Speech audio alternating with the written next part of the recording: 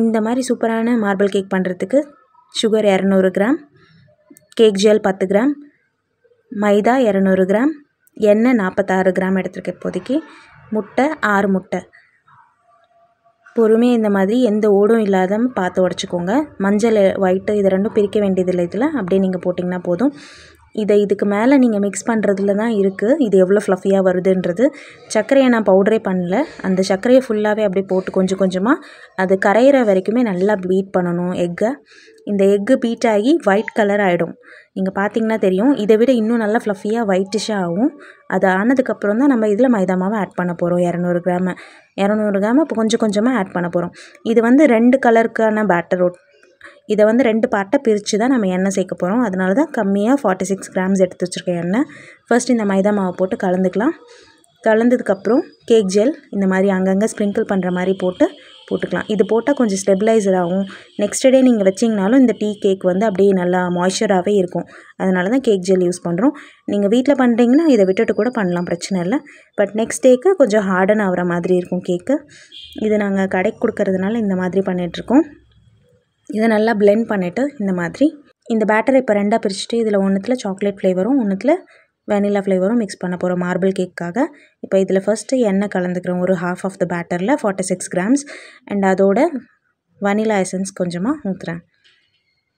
And இந்த பேட்டரை கலந்து ரெடியாக வச்சுக்க போகிறோம். ஆல்ரெடி சுகர் எல்லாமே போட்டு தான் இருக்குது. இப்போ இன்னொரு பேட்டருக்கான சாக்லேட்டுக்கான எண்ணெயை வந்து மெஷர் பண்ணிக்கிட்டோம் மெயின் வாயில். அதுவும் 46 கிராம்ஸ் இல்லை 45 கிராம்ஸ் to 46 கிராம்ஸ். இதோட வந்து இப்போது கோகோ பவுடர் இல்லை 10 கிராம்ஸ் கோகோ பவுடர் போடணும்.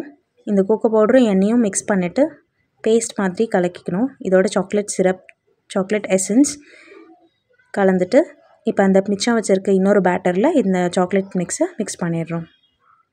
வீடியோவில் காமிக்கிற மாதிரியே இதுக்கு உங்களுக்கு கலர் தேவைப்பட்டுச்சுன்னா இன்னும் கொஞ்சம் கலரும் ஆட் பண்ணிக்கலாம், ஃபுட் கலர். இந்த எசன்ஸோட கலர்ஸே வந்து கரெக்டாக இருக்குது, கோகோ பவுடரோட கலரே கரெக்டாக இருக்குது. அதனால் கோகோ பவுடரோடு அப்படியே விட்டுட்டோம் நாங்கள். உங்களுக்கு தேவைப்பட்டுச்சுன்னா இன்னும் கொஞ்சம் ப்ரௌன் கலர் கூட ஆட் பண்ணிக்கலாம்.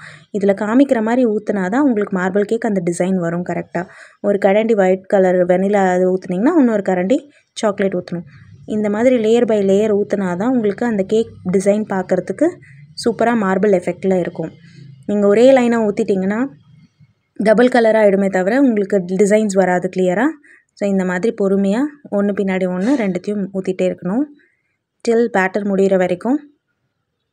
இதை ஊற்றி முடித்ததுக்கப்புறமும் இதில் வந்து ஒரு ஸ்கீவர் இல்லைன்னா ஸ்டிக் ஏதாவது இந்த வீடியோவில் காமிக்கிற மாதிரி வச்சு நீங்கள் டிசைனும் பண்ணணும்.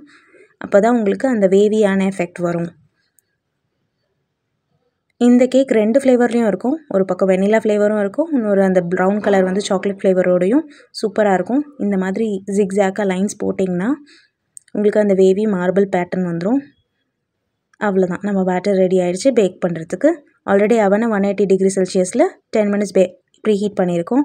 அதோடு இப்போ வந்து ட்ரே உள்ளே வச்சுட்டு 180 டிகிரி செல்சியஸில் 35லேருந்து 40 மினிட்ஸ் வச்சிங்கன்னா சரியாக பேக் ஆகிடும். இது உங்களோட அவனோட ஹீட் செட்டிங்ஸ் படி இந்த டைமிங் சேஞ்ச் ஆகும்.